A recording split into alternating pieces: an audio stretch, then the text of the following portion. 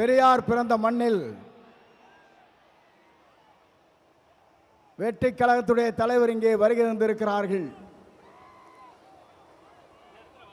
காலத்தின்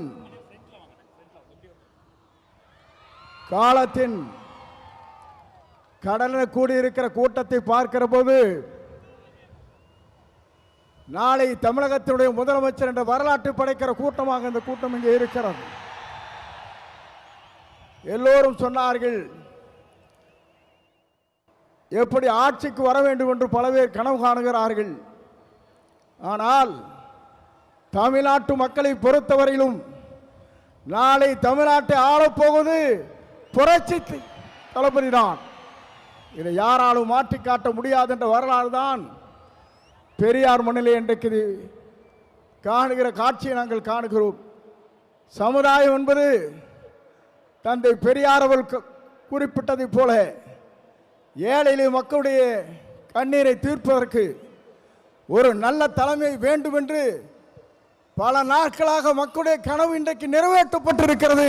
மிக விரைவிலேயே தான் அந்த கனவு என்பது எல்லோரும் கூடுவார்கள், கூட்டம் கூடும், கலைந்து போகும். ஆனால் நம்முடைய கூட்டத்தை பொறுத்தவரையும் எதிர்கால தமிழகத்தை உருவாக்க இருக்கிற வெற்றி கழகத்திலே தலைவர் அவருடைய வரலாற்றை படைப்பதற்கு இங்கே பெருந்திரளாக இங்கே வருகின்றிருக்கிறீர்கள். அதோடு மட்டுமல்ல, சிலவே நினைக்கிறார்கள் தலைவரை பொறுத்தவரையிலும் மனிதனை மிக்கவர், நல்லவர், வல்லவர், உங்களுக்காகவே வாழ்ந்து கொண்டிருப்போர் என்பதை மறந்துவிடக் கூடாது.